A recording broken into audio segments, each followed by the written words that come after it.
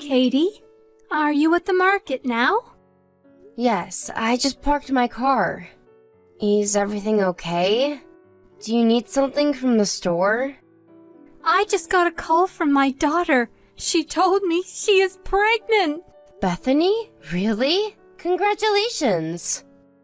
I am so excited. She has done such a good job.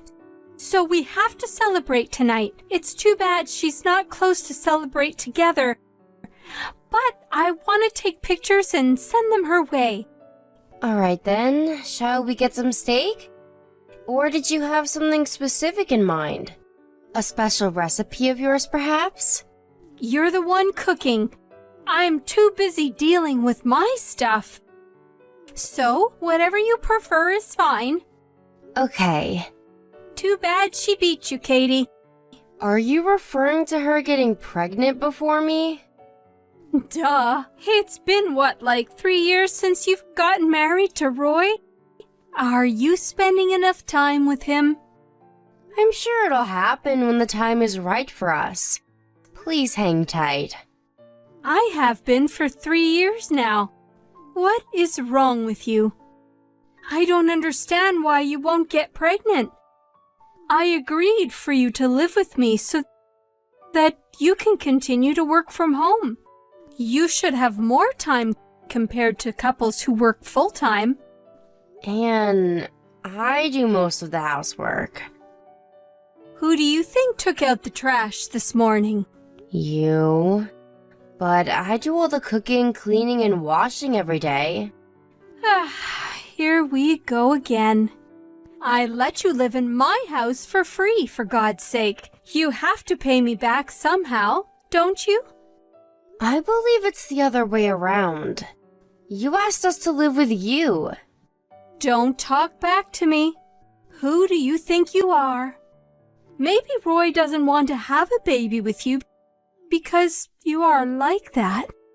You're probably stressing him out.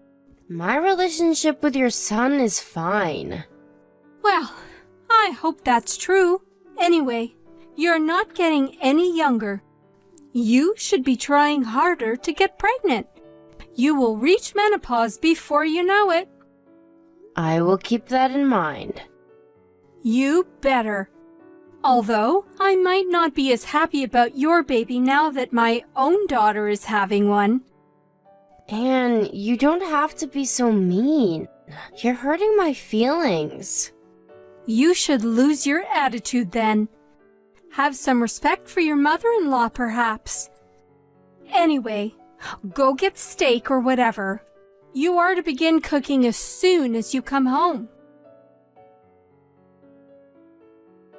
Katie, what kind of crib do you think I should get Bethany? Rectangle? Oval? Are you sending her one? No, she's coming back here after the baby arrives. Is that so? Yes, we just decided on it on the phone. So I'm getting a crib for here. You can rent one these days. How long will she be here for? She's only coming to get help from you for the first couple of weeks, right? What do you mean, only a couple of weeks? You want my daughter to use a crib other people have contaminated just because she is using it for a short time? Ha! How cheap of you! That's not what I meant. You really don't get anything about raising a child, do you? Mothers become very sensitive about the smallest things when they have a baby, especially about items the baby might touch. I want my daughter to be comfortable with everything I prepare for them. So there will be no secondhand items in this house. I understand. One more thing. I need you to empty the room you use as your office. But you have kept Bethany's room? Yes, but she will need more space for the baby. I want her to have your room so that they get more light. Besides, that room was originally the best guest room in the house. It only became your office because Roy insisted on it. I never wanted it to be your office. All right then, I will clean out the room. Please do. It was greedy of you to use up so much space in the first place. I don't want you to use that room again, even after Bethany leaves. You don't even need an office. All you do is click, click, click. I prefer to have a room so I can concentrate on work. I said, don't be so greedy. My late husband would be so sad to see the house occupied with your stuff. So much furniture and appliances that I don't know what you use for. He wouldn't recognize his own home. It's so uncomfortable. I brought in all my furniture here because you asked me to. Because you thought mine were nicer and new, remember? Did I? I must have been trying to be nice to you. I should have been, though. I never imagined you'd have such a bad attitude towards me. I have done as much as possible to fulfill your needs. When did you ever? You're always locked up in your office pretending to work all day. I bet your job isn't even that important.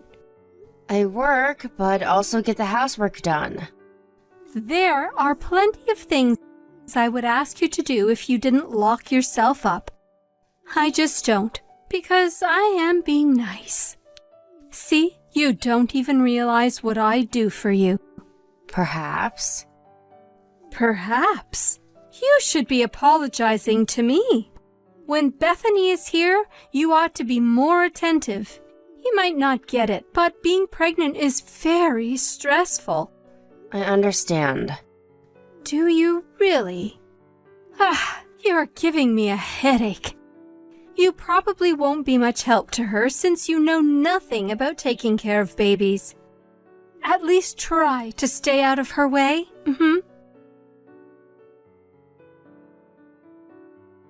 Hi, Anne. Sorry I'm late. My meeting took longer than I expected. I'm heading home now. I will prepare dinner as soon as I get back. No need. I'm ordering in. Sorry I couldn't cook tonight. Katie, in case you have forgotten, I have allowed you to keep your job because you said you are working from home. You never said anything about having meetings out in the city. This was irregular. My client wanted to have this important meeting face-to-face. I don't care what your client says. If you ever do it again, you will have to quit your job. I don't think it will happen again. You think? I have a strict routine to start dinner at 6:30 p.m. You have ruined my cycle. Sorry. I think I should just ask you to leave. You'd only be a nuisance to me and Bethany. Will you not come home and leave us alone for a while? Huh? What do you mean?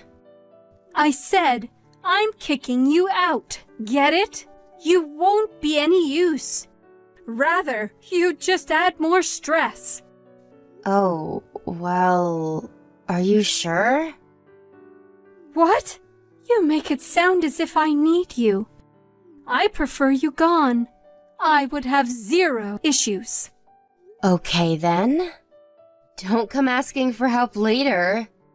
I will not feel sorry for you. Your help? What can you do? I asked you to do all the chores so that you can improve your low housekeeping skills. I can manage everything without you. Great then. Just to clarify, you don't need me, correct? How many times do I have to tell you to understand? I said I don't. You only annoy me. I will leave before Bethany comes back then. Please do. I'm so relieved I can spend quality time with my daughter and the baby. No more stranger in the house. Woohoo! Katie, my house. What is going on? Oh, hi. You're back? What is happening? Why is all of my furniture gone? I told you I was moving out today. Have you forgotten? Of course not. But why is the entire house empty? How am I supposed to live without any furniture or appliances? I bought most of it, remember? I'm sure I'm entitled to move it out with me. Is there any reason why I should leave my belongings with you? I live here, and I only meant for you to leave while Bethany is here. I never told you to get out for good. Oh, you didn't? You said you didn't need me at all. So I figured we were not living together anymore. Oh, you understood wrong then. But you said I was a nuisance, and that I would be no use to you or Bethany. I was only referring to the next couple of weeks while she's here. You know, I lived there.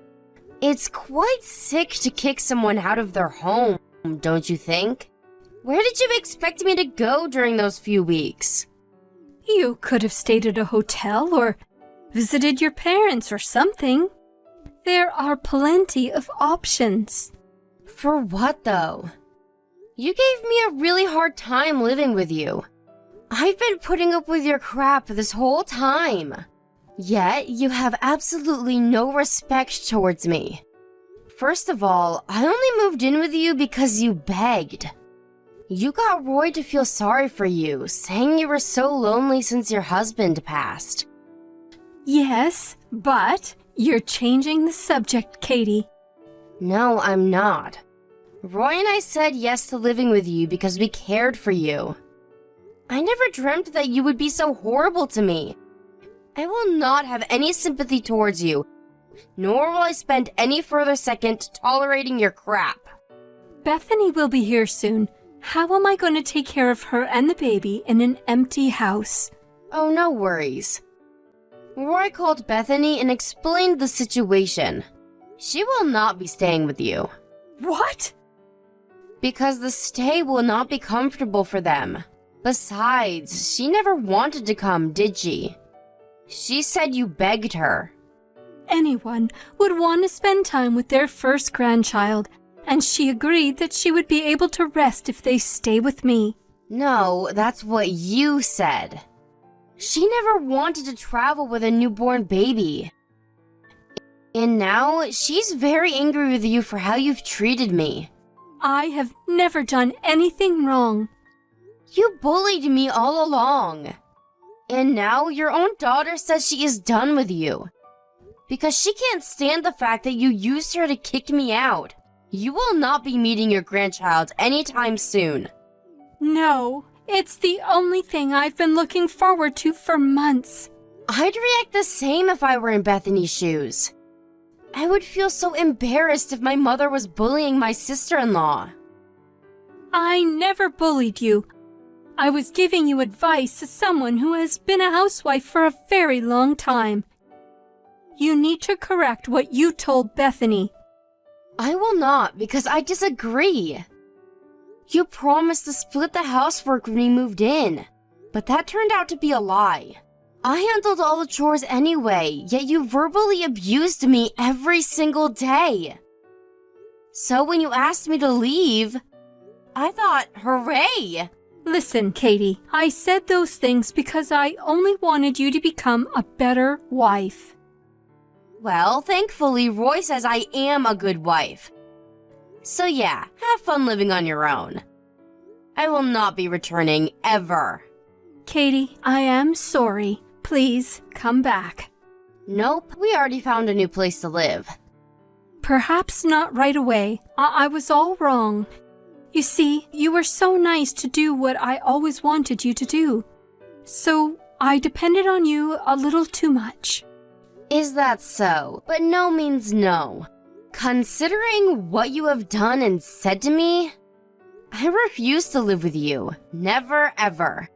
I will do all of the housework if you come back. You won't have to worry about anything. You'll be able to concentrate on your work then, right? Why? I thought you said you can manage everything without me. I don't want to live here on my own. Besides, how am I supposed to live in a house without any furniture or appliances? Just buy them. Decorate it as you wish. so that it becomes comfortable again. You didn't like how my things were occupying your house anyway.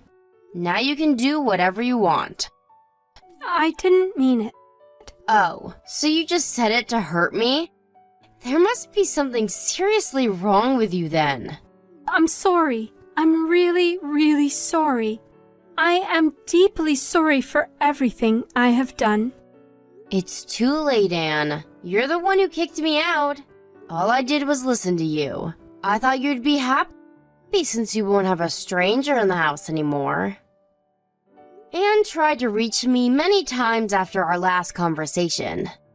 I, of course, blocked her and deleted her from my smartphone. She contacted Roy, too, but he was too angry to let her make any excuses. He's been ignoring all her messages since then. Bethany is too furious about what happened and stopped talking to her mother. She had her baby recently, but Anne has not met her grandchild. I felt very sorry that Bethany and her baby were put in the middle of our fight. But to my surprise, Bethany was thankful that I told her what her mother had done to me. Bethany was already tired of her mother telling her what to do during pregnancy on the phone every day.